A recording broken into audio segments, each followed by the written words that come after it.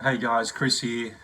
Just the events over the last couple of weeks have prompted me to make this video. And there was the Women's March on Monday, just thinking about that and thinking about the Sarah Everard, who was the woman in England who was, it seems to have been murdered by a police officer. And just your heart just goes out when you see all these things going on in our community. And you realise that you experience sin in three ways, at least three ways, but as a victim, as a perpetrator, and as an observer. And so, kind of on the other side of the world, you observe these things and you go, your heart just goes out to family, this life cut short, but also the way it means that really kind of any woman, walking home from work can be a victim. And I read an article by Melissa Price. She's our Defence Minister. And the article, I'll show you in a second, it says men hold the key to ensuring women are safe. And that's because men are the perpetrators of these crimes. And so men do hold the key to this. And it was a really excellent article by Melissa. But at the end, it kind of located the solution in our schooling system and said, we need to educate our boys better.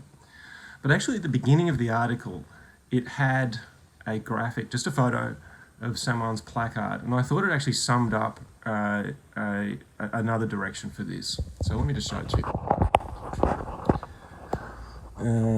Let me get this right. Here we go. There's Melissa. And sorry about it being low tech, but there it is there. It's just educate your sons. Educate your sons.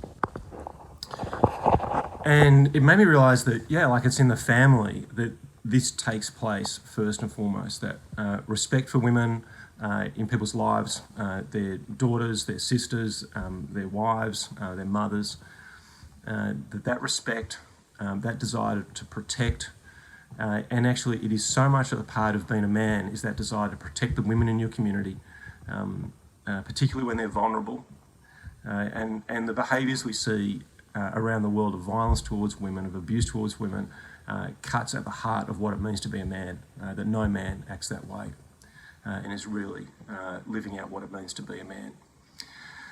So I just want to encourage the men in our congregation just to be filled with the fruit of the Spirit, to be kind and gentle and patient and self-controlled, and realise that what they do models so much to those around them in their homes, to their own children, to their sons, and to the other men in our community. And we want our church to be a place where women feel safe, our households to be places where women feel safe.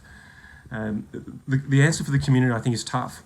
Just thinking more broadly, that this problem has been around since Genesis chapter 3, that Adam didn't lead his wife appropriately. You've got situations in the scriptures, horrific situations where women are raped and not cared about. So the rape of Tamar, and David isn't concerned with justice in that situation.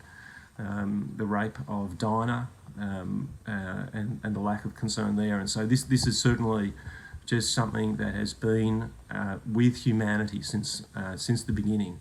And so I don't propose any simple solutions, but know that following Christ and being shaped by His Spirit means that you have a radically different view of what it looks like to respect women, what it looks like to care for them, and what it means to be in part of a community.